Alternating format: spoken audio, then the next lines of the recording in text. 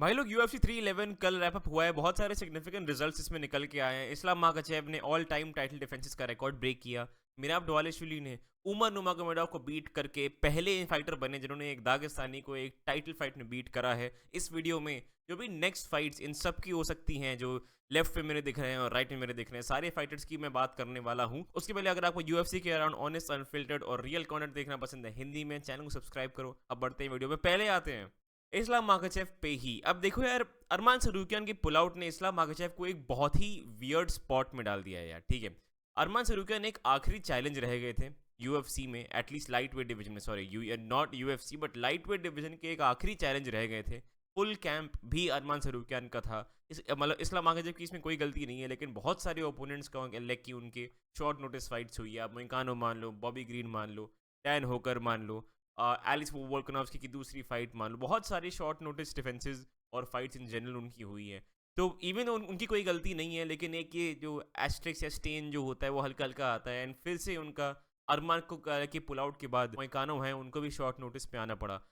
Dana white कह रहे हैं कि अगली फाइट, मतलब अरमान को अगली अगली टाइटल फाइट नहीं मिलने वाली है, विच मेक्स सेंस। UFC को ये बिहेवियर बिल्कुल रिवॉर्ड नहीं करना चाहिए और मैं इसी से एग्री कर रहा हूँ। फाइट के दिन अरमान ने पुल आउट किया है, उसके अब रीजंस जो भी बोलो, इंजरी थी, ये थी, वो थी, आई, आप विश्वास करो ना विश्वास करो, आपकी चॉइस है। मैं डेफिनेटली थोड़ा उसमें डाउट करता हूँ। I really think Arman just he just didn't want to fight. मतलब ऐसा उनका, आई थिंक जो प्रेशर था मोमेंट का वो नहीं ले पाए।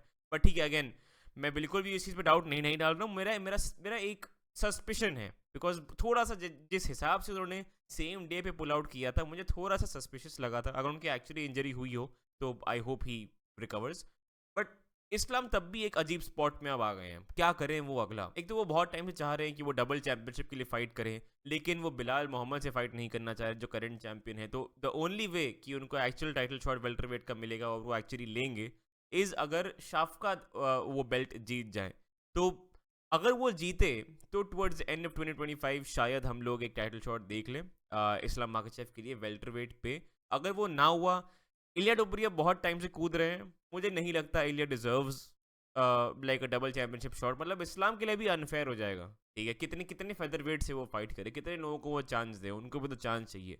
तो और इलिया टोपुरिया ने अभी सिर्फ 2 डिफेंसेस करे हैं, तो आई फील लाइक 2 फाइट और वो कर लें। बहुत सारे प्रोस्पेक्ट्स हैं अभी फेदर वेट डिवीजन में ही, डिएगो लोपेज, मॉफ्सा रेवलुएव, मतलब और लोग निकल के आ रहे हैं धीमे धीमे करके। तो अभी वो पहले उनका बिजनेस हैंडल करे वहाँ पे, उसके बाद डबल चैंपियनशिप के लिए भागे। अब वो छोड़ के अलग से लाइट वेट डिवीजन में ही आना चाहते हैं तो वो भी कर सकते हैं, जो वो कह रहे थे कि उनको चार्ल्स ओलिवेरा को फेस करना है। बट चार्ल्स ओलिवेरा की बात करें, वही एक फाइट बची है वेरी ऑनेस्टली, कोई और है ही नहीं इस्लाम माखाचेव के लिए। एंड यार ये भी फाइट पता है यार, एक लेगेसी स्टेनिंग फाइट है, like not legacy staining sorry, लेकिन बहुत लेगेसी में ऐड नहीं कर रहा है अब इस्लाम माखाचेव के लिए, क्योंकि वो ऑलरेडी चार्ल्स ओलिवेरा को 2 फाइट पहले बीट कर चुके हैं। मतलब 2 फाइट नहीं सॉरी, जब जब उनकी एक्चुअली फाइट हुई थी, जब जब वो टाइटल चैंपियनशिप एक्चुअली जीते थे।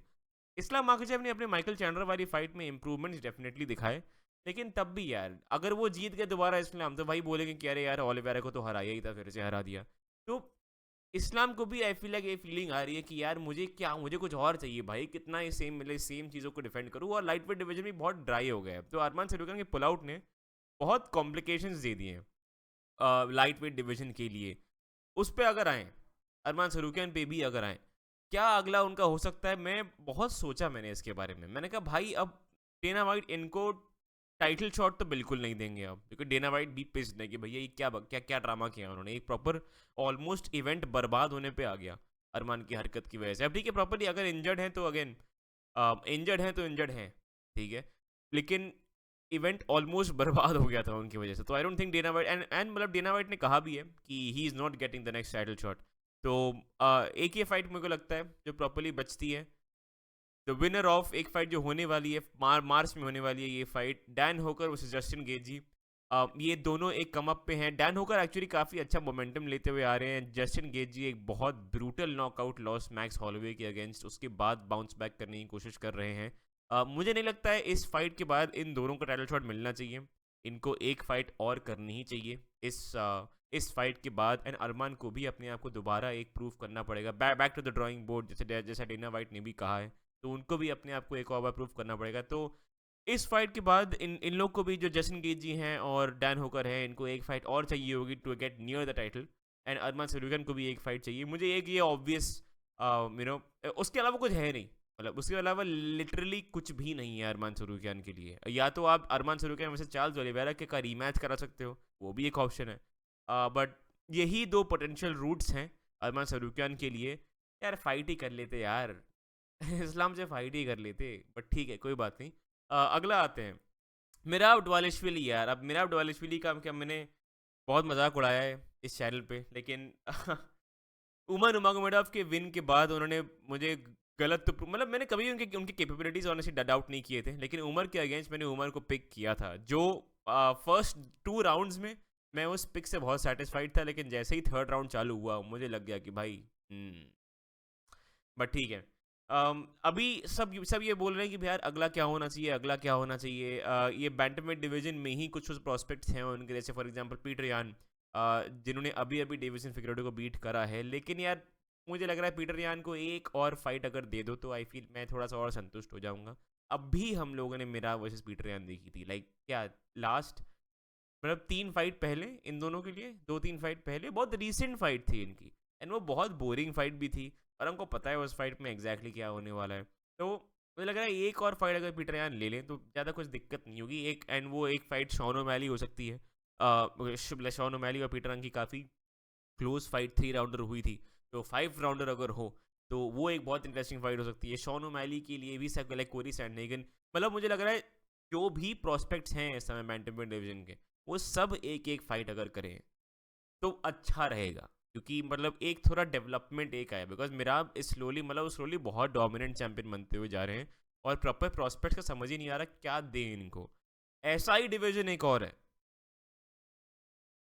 फ्लाईवेट डिवीजन भी इस समय, मतलब ये पैंटोजा ने एक क्लीन आउट कर दिया है। ब्रैंडन रोयवाल को 2 बार बीट कर दिया, ब्रैंडन मोरेनो को 3 बार बीट कर दिया, काय कारा फ्रांस को 1 बार बीट कर दिया, आमिर अलबाजी को भी ये धो देंगे। जो टॉप 5 है फ्लाईवेट डिवीजन का, उनके आई डोंट थिंक कोई भी इनको बहुत प्रॉब्लम्स देगा। ब्रैंडन रोयवाल की अभी मनल कैप के अगेंस्ट फाइट होने वाली है। ब्रैंडन मोरेनो की मुझे लग रहा है एक और फाइट एटलीस्ट होनी चाहिए, इससे पहले वो टाइटल चैंपियनशिप के लिए आए। एंड सेम चीज़ अगर काय कारा फ्रांस के बारे में मैं बोलूँ, वो एक फाइट विन स्ट्रीक पे है।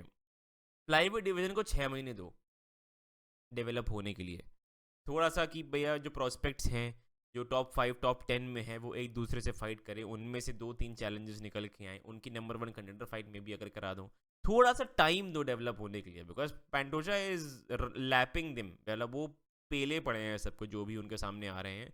ना मेरा आपके पास प्रॉपर चैलेंजर मुझे इस समय दिख रहा है, ना ये, अरे, ना पैंडोजा के लिए मुझे चैलेंज इस समय दिख रहा है। और काफ़ी लोग भी यही बोल रहे हैं कि यार पैंटोजा ने बहुत कर दिया है इस डिवीजन में, एक उनको डबल चैंपियनशिप का चांस दो। बट मुझे वेरी ऑनेस्टली, अगर मैं दिल से अगर सोचूं, दिल से तो ये मैं बोल रहा हूँ, दिमाग से अगर मैं सोचूं तो मुझे नहीं लगता है डेना वाइट एक फ्लाईवेट डिवीजन के चैंपियन को इतनी बड़ी अपॉर्चुनिटी देंगे। डिमिट्रियस जॉनसन को भी ये ये अभी रिसेंटली जो पूरा एक सागा चला था, लाइक एमएमए गुरु ने प्रॉपर वीडियो बनाई थी, जो लाइक जिसमें वो डेना वाइट को थोड़ा थ्रैश करते हैं कि उन्होंने डिमिट्रियस जॉनसन को इतने प्रॉब्लम्स दिए थे। तो डिमिट्रियस जॉनसन ने बताया थी स्टोरी है कि वो कि जब टीजे डिलोशॉ जो बैटनवेट चैंपियन थे उस समय, वो नीचे आके फ्लाईवेट में फाइट करना चाह रहे थे, तो डिमिट्रियस जॉनसन ने ऑफर किया था कि देखो अगर टीजे डिलोशॉ ने वेट नहीं मेक किया, 125 पे नहीं आए, तो मुझे उनके टाइटल के लिए फाइट करनी है एट 135।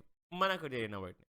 फ्लाईवेट डिवीजन को बहुत प्रमोट नहीं करते हैं ये लोग, I don't know why, because काफ़ी आई मीन ठीक है बोरिंग अब हो गया है, बट फाइट्स बहुत बढ़िया होती हैं इसमें। This fight make sense for both people. मिराब के लिए भी ये पैंटोजा जो हैं एक लेजेंड चैलेंजर हैं। ये पैंटोजा का भी की grappling and wrestling is amazing, and उनका स्टैमिना भी बहुत बढ़िया है। लाइक मतलब इतने सारे 5 राउंड फाइट्स उन्होंने ऑलरेडी कर ली हैं, दोनों अपने फिजिकल प्राइम में मुझे इस समय लग रहे हैं। बहुत बढ़िया फाइट होगी ये दोनों के लिए, और at this point I feel like Pantoja deserves it, वो डिजर्व करते हैं ये अपॉर्चुनिटी, उन्होंने बहुत कर दिया है इस डिवीजन के लिए।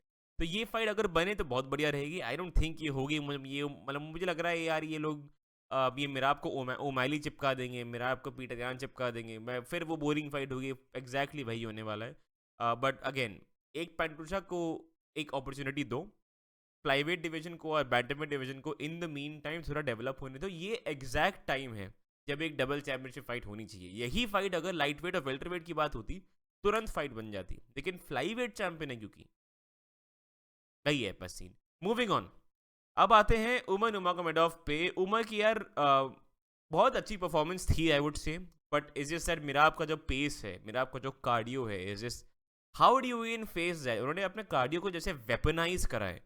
जो जो पेस वाले उमर ने फाइट करी थी, मतलब कोई भी इंसान उमर का कार्डियो ना डाउट करे, बिकॉज उन्होंने 5 राउंड फाइट कोरी सैंडिंगर के अगेंस्ट भी करी थी।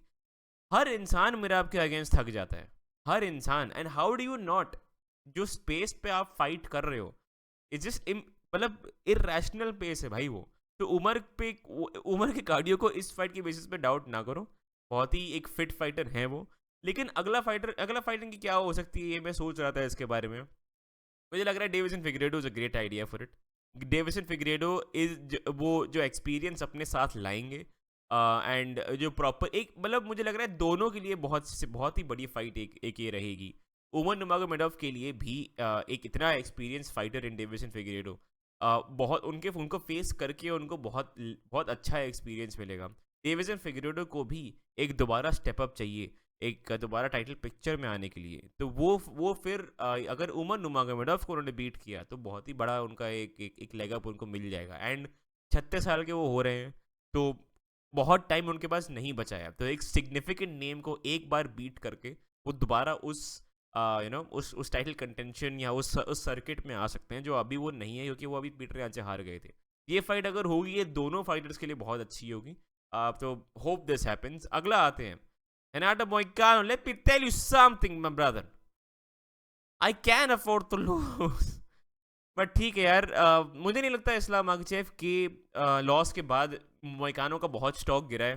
ठीक है, आई डोंट थिंक कोई उनको एक्सपेक्ट भी कर रहा था मतलब ये एक्चुअली जीतने का। तो स्टॉक तभी गिरता है जब आप एक फाइटर को एक्चुअली एक्सपेक्ट करते हो मतलब टू विन। तो वो कोई एक्सपेक्ट नहीं कर रहा था। मुझे लग रहा है जो उनकी पहले फाइट बुक हुई थी वही दोबारा रीबुक कर दो। पैडी पिमलेट भी एक अच्छा ऑप्शन है, लेकिन बेनिल डारियुश के पास भी मतलब ओपोनेंट नहीं है। जो मोइकानो हैं उन्होंने बिल्कुल डैमेज नहीं लिया, बस वो सबमिट हो गए। तो वो क्विक टर्न अराउंडिंग मार सकते हैं। एक इमोशनल हिट तो आया होगा, एक मोमेंटम हिट तो उनको आया होगा, बट दोनों फिट हैं। ठीक है, ये मोइकानो ने बहुत उन्होंने कुछ किया नहीं है, मतलब उनको ना बहुत डैमेज लिया, कुछ नहीं था। वो दोबारा वापस आ सकते हैं अगले 3 महीने में, 2-3 महीने में, 3 महीने मान लो, 2 महीने तो कुछ ज़्यादा ही कम हो गया। बट दोनों ट्रेन कर रहे थे, दोनों फिट हैं, दोनों आ सकते हैं जल्दी। तो ये फाइट हो सकती है। Paddy Pimblett, I think paddy Pimblett को बहुत टाइम से बोल रहे हैं कि शायद उनके माइकल चैंडलर से फाइट हो। अगर वो ना हो तो मोइकानो वर्सेस पिमलेट, क्योंकि पिमलेट भी ट्रैश टॉक कर रहे थे, ये मोइकानो भी ट्रैश टॉक कर रहे थे पिमलेट को। तो वो भी एक बहुत ही अच्छी हाइप्ड फाइट हो सकती है। पर बस रीबुक कर दो इस फाइट को। आई फील लाइक मतलब बहुत ज़्यादा सोचने की बात है नहीं। तो दोनों फिट हैं, मतलब डैमेज तो लिया ही नहीं एकदम मोइकानो ने। तो ये अगले 2-3 महीने में बुक कर दो, आगे बढ़ो फिर। उसके बाद आते हैं यिरी प्रोहास्का। सबसे पहली बात तालियां।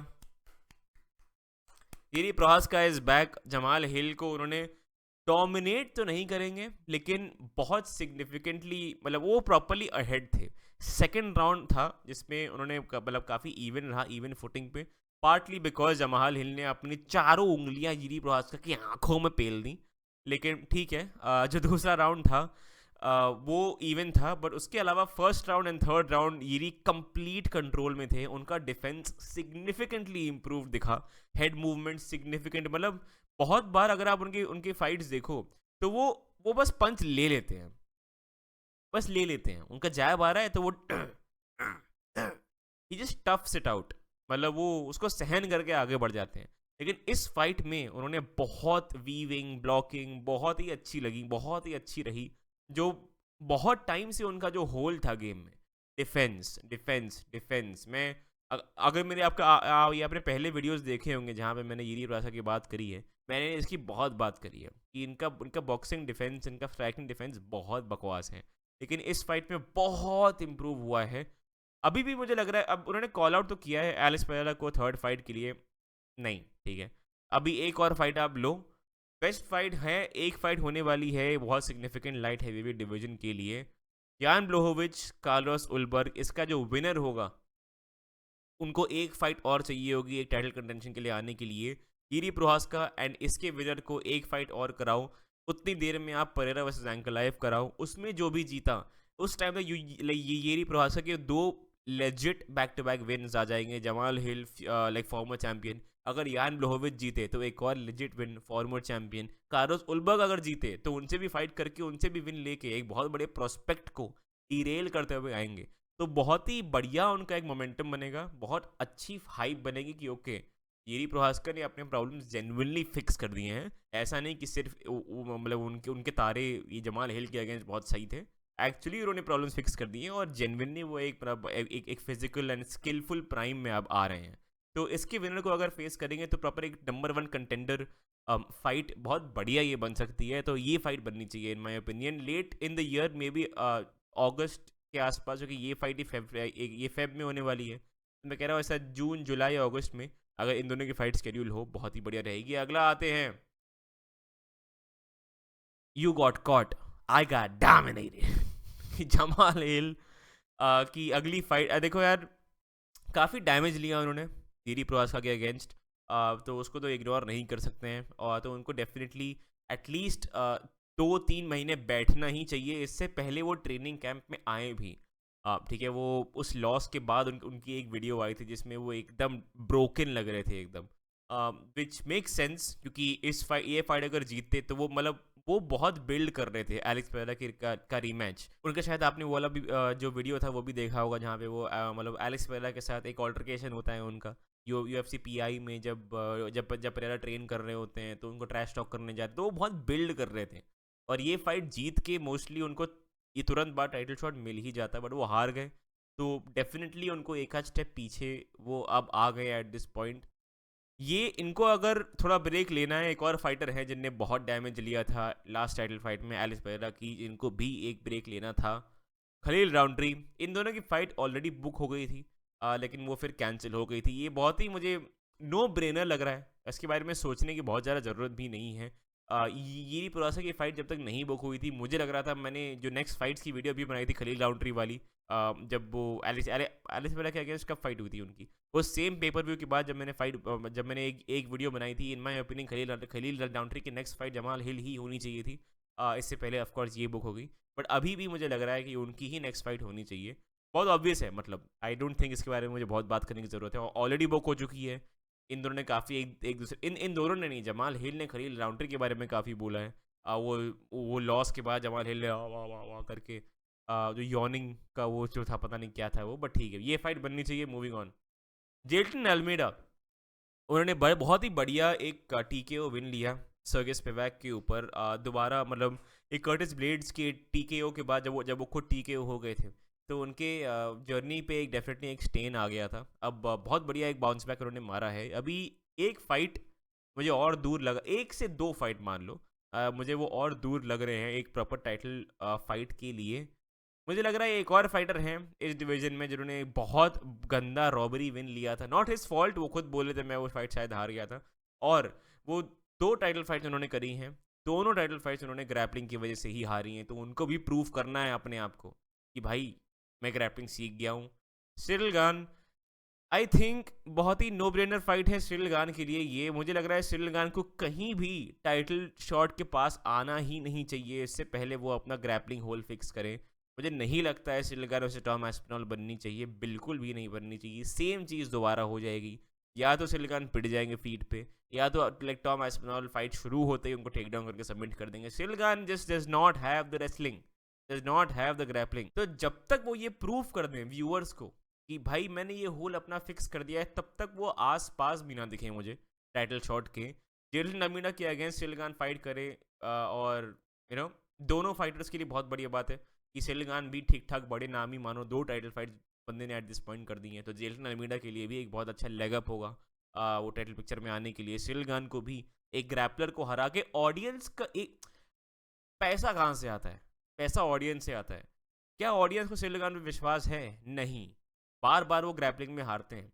सिरिल गान को ऑडियंस को विश्वास दिलाना है कि हाँ मैंने ग्रैपलिंग इंप्रूव कर दी है, हाँ I am an improved fighter. Volkov के अगेंस्ट उन्होंने काफ़ी ग्रैपलिंग ट्राई करी थी, तो ऐसा नहीं कि वो काम नहीं कर रहे हैं उस पर, लेकिन उन्होंने वॉलकॉफ को टेक डाउन भी करा था। और कुल कुछ कुछ टाइम उनको होल्ड भी कर रहा था, तो डेफिनेटली उनकी ग्रैपलिंग इंप्रूव हो रही है। पर Jailton Almeida is the best grappler in heavyweight in my opinion. तो मुझे लग रहा है उनसे फाइट करें, और दोनों फाइटर्स के लिए बहुत बढ़िया फाइट होगी है। तो वो तो यार, आप लोग मुझे बताओ कि इन फाइटर्स की नेक्स्ट फाइट्स की क्या से क्या आप अग्री करते हो, जो जो भी मैंने बोला, आपको क्या लगता है किससे उनको फाइट करनी चाहिए? और आप लोग कौन कौन से वीडियो देखना चाहते हो? एक्चुअली मेरे कुछ कुछ आइडियाज़ हैं, बट कोई नए वीडियो आइडियाज़ आपके पास हैं, कौन कौन से कैसे वीडियोज़ आप देखना चाहते हो, वो मुझे कमेंट से बताओ। उसके अलावा अगर वीडियो पसंद आया लाइक करना, अगर नए हो तो सब्सक्राइब किए बिना मत जाना। मैं आपको मिलता हूँ अगली वीडियो में। Thank you, bye bye.